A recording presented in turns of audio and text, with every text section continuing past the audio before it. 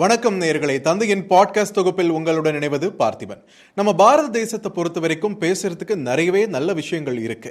ஆனா நம்மளோட குறைகளை பட்டியலிட சொன்னாங்கன்னு வச்சுக்கோங்களேன், பெரும்பாலானவர்களோட லிஸ்ட்ல முதல் 2 இடங்களை எது பிடிக்கும்னு நினைக்கிறீங்க? கெஸ் பண்ணுங்களேன். ரைட், லஞ்சம் மற்றும் ஊழல். இதை பற்றி ஆண்டாண்டு காலமாக பேசிக்கிட்டே தான் இருக்கோம். ஆனாலும் இந்த பிரச்சனை இன்னைக்கும் ரெலவெண்ட்டாக இருக்குன்றது வேதனையான விஷயம். ஸோ இந்த மாதிரி சம்பவங்களை நம்ம செய்திகளில் கேள்விப்படும் போது பெரும்பாலானவர்களோட மைண்ட் செட் என்னவா இருக்கும்? இந்த மாதிரி ஆட்கள் எல்லாம் சட்டத்து முன்னாடி நிற்க வச்சு தக்க தண்டனை வாங்கி தரணும் அப்படின்றது தான். ஆனால் அந்த நீதியை வழங்க வேண்டிய நபர் மேலேயே இந்த குற்றச்சாட்டு வந்தால் நம்மெல்லாம் எங்கே போகிறது? இந்த மாதிரியான குற்றச்சாட்டுக்கு இப்போ ஆளாகி இருக்கக்கூடியவர் யார் தெரியுமா?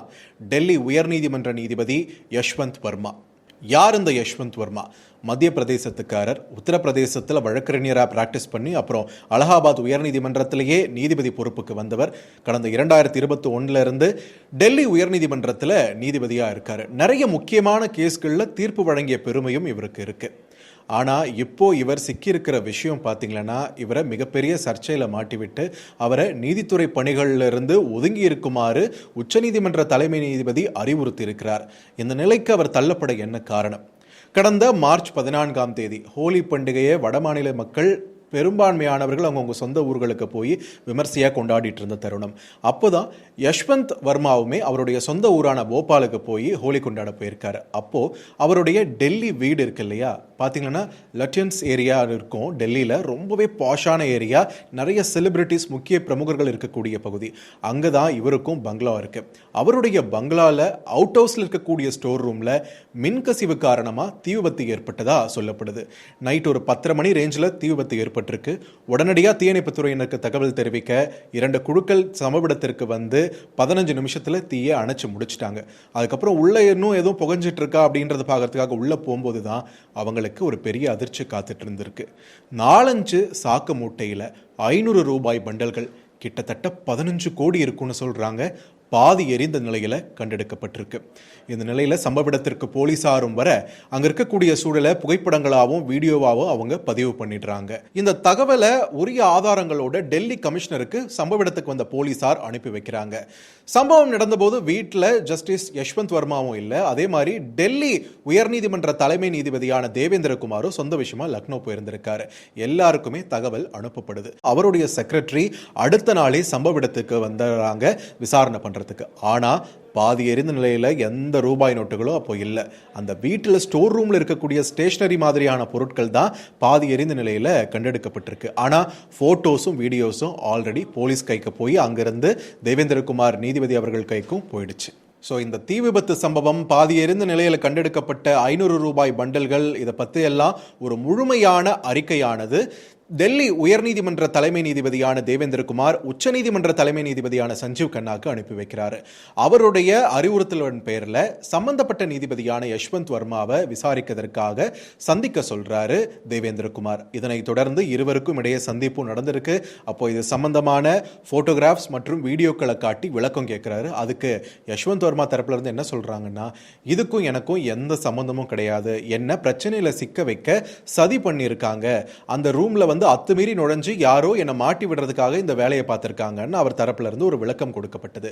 ஆனா நீதிபதி ஏற்கனவே களத்துக்கு தன்னுடைய செக்ரட்டரியை அனுப்பி செய்யப்பட்ட ஆய்வுகள், காவல்துறையினருடைய அறிக்கைகள் இதெல்லாம் என்ன சொல்லுதுன்னா, வேற யாருமே அத்துமீறி அந்த பகுதிக்குள்ள நுழையல, அதற்கான எந்த ஆதாரமும் கிடையாது, ஒன்னா இவர் சம்பந்தப்பட்டவர்களோ இல்ல இவரோட ஊழியர்களோ போயிருக்கத்தான் வாய்ப்பு இருக்கு அப்படின்னு சொல்றாங்க. இந்த உள் விசாரணை போயிட்டு இருக்கக்கூடிய அதே நேரத்தில் கொலிஜியம் தரப்புல இருந்து ஒரு நடவடிக்கை எடுக்கிறாங்க. நீதிபதி யஷ்வந்த் வர்மாவை அலகாபாத் உயர்நீதிமன்றத்துக்கு பணிமாறுதல் செய்யணும் அப்படின்றது தான். இதுக்கு அலகாபாத் உயர்நீதிமன்ற பார் அசோசியேஷன், அந்த வழக்கறிஞர்கள் தரப்புல இருந்து எதிர்ப்பு கிளம்புது. யாராச்சும் தப்பு பண்ணா எங்க நீதிமன்றத்துக்கு அனுப்புவீங்களா, எங்க நீதிமன்றம் என்ன குப்பை தொட்டியான்ற மாதிரி ரொம்ப ஸ்ட்ராங்கான ஒரு ரெஸ்பான்ஸ் அவங்க தரப்புல இருந்து வருது. இதன் பிறகுதான் நிலைமையுடைய தீவிரத்தன்மை ஊடகங்களுக்கு ஓரளவுக்கு தெரிய வருது. அதுக்கப்புறம் தோண்ட தோண்ட கிடைக்கக்கூடிய விஷயங்கள் எல்லாமே பகிரகமா இருந்திருக்கு. இந்த உள் விசாரணை இறுதிக்கட்டத்தை நெருங்க கொலிஜியம் தரப்புல இருந்து உச்சநீதிமன்ற தலைமை நீதிபதி சஞ்சீவ் சஞ்சீவ் கண்ணா தரப்புல இருந்து சம்பந்தப்பட்ட நீதிபதி யஷ்வந்த் வர்மா அவருடைய போன்ல இருக்கக்கூடிய எந்த மெசேஜையும் அழிக்கக்கூடாது, எந்த கால் ரெக்கார்டையும் அழிக்கக்கூடாது, கடந்த 6 மாதங்களுக்கு உண்டான தரவுகளை எல்லாம் சமர்ப்பிக்கணும் அப்படின்ற ஒரு உத்தரவும் பிறப்பிக்கப்படுது. இந்த மாதிரியான ஒரு குழப்பமான சூழல்ல தான் உச்சநீதிமன்றம் துணிஞ்சு ஒரு முடிவு எடுக்கிறாங்க. அது என்னன்னா, சம்பந்தப்பட்ட இடத்துல தீயணைப்பு துறையினரும் போலீசாரும் இருந்தப்போ எடுக்கப்பட்ட போட்டோஸ் மற்றும் வீடியோக்களை வெளியிடுறது என்பதுதான். அந்த வீடியோக்களை பார்க்கும்போது பகீர் ரகமா இருக்கு. கட்டுக்கட்டா 500 ரூபாய் நோட்டுகள் பாதி எரிந்த நிலையில அங்க இருக்கக்கூடிய அதிகாரிகள் மகாத்மா காந்தி எரிஞ்சிட்டு இருக்காரு பாருன்னு கிண்டல் பண்ற அளவுக்கு அத்தனை பணம். இப்போ இந்த விவகாரம் அடுத்த கட்டத்துக்கு போயிருக்கு. சம்பந்தப்பட்ட நபர் ஒரு உயர்நீதிமன்ற நீதிபதின்றதுனால கர்நாடகா, ஹிமாச்சல பிரதேசம், பஞ்சாப் மற்றும் ஹரியானாவின் ஒருங்கிணைந்த உயர்நீதிமன்றம், இந்த 3 உயர்நீதிமன்றங்கள்ல இருந்து 3 நீதிபதிகள் கொண்ட ஒரு விசாரணை குழுவை அமைச்சிருக்காரு நீதிபதி சஞ்சீவ் கண்ணா. யஷ்வந்த் வர்மாவை பொறுத்த வரைக்கும் 2031 வரைக்கும் அவருக்கு சர்வீஸ் இருக்கு. அதுக்கு முன்னாடி இந்த மாதிரி சிக்கல்ல மாட்டி எதுக்கு ரிஸ்க் எடுக்க போறாரு? கண்டிப்பா இது சரியா தாங்க இருக்கும்னு நிறைய ஆதரவு குரல்கள் கேட்டுட்டு இருந்துச்சு. ஆனா எப்போ இந்த வீடியோ வெளியாச்சோ அப்பவே அத்தனை குரல்களும் கப்சுப்னு அமைதியாயிடுச்சு. தான் நிரபராதி அப்படின்னு நிரூபிக்க வேண்டிய பொறுப்பு யஷ்வந்த் வர்மாவுக்கு எந்த அளவுக்கு இருக்கோ அதை விட பன்மடங்கு அதிக பொறுப்பு நீதித்துறைக்கு இருக்கு. ஏன்னா இந்த கேஸை பொறுத்த வரைக்கும் நடுநிலையோடு செயல்பட்டு உரிய நபருக்கு உரிய தண்டனை கிடைக்க வழிவகை செய்யப்படுமா, உண்மை வெளிக்கொண்டு வரப்படுமா அப்படின்றத நம்ம எல்லாருமே ஒத்து கவனிச்சுட்டு இருப்போம் அப்படின்றது நீதித்துறைக்கு தெரியும். நில்லுங்க, இந்த பாதி எரிஞ்ச பண்டல் நோட்டு எல்லாம் இருந்துச்சு, அது அடுத்த நாள் இல்லாம போச்சுன்னு சொன்னீங்களா, அது என்னாச்சுன்னு தானே கேட்குறீங்க. அடுத்த நாள் துப்புரவு பணியாளர்கள் அந்த பாதி எரிஞ்ச ரூபாய் நோட்டுகளை கண்டெடுத்தாங்களாம். அது சம்பந்தமா அவங்களும் பேசியிருக்காங்க. அது மட்டும் இல்லைங்க, இந்த விசாரணை போயிட்டு இருக்கும் போதே அப்படி எந்த ரூபாய் நோட்டையும் பாதி எரிஞ்ச நிலையில நாங்கள் கண்டெடுக்கலன்னு சொல்லிட்டு டெல்லி தீயணைப்பு துறையோட தலைமை பொறுப்பில் இருக்கக்கூடிய அத்துல் கர்க் என்ற நபர் சொல்லியிருந்தாருன்னு பிடிஐ செய்தி நிறுவனம் ஒரு செய்தி ஒன்று வெளியிட்டது. இப்போ என்னடானா நான் அப்படி சொல்லவே இல்லைன்னு அத்துல் கர்க்கும் சொல்லியிருக்காரு. இவங்க யார் பொய் சொல்றா, யார் உண்மையை சொல்றா, யார் பக்கம் நியாயம் இருக்கு, இது எல்லாம் ஒரு பெரிய தலைவலியா மாறி இருக்கு. உண்மை ஒரு நாள் முழுமையாக வெளிவரும் என்று நம்புவோம்.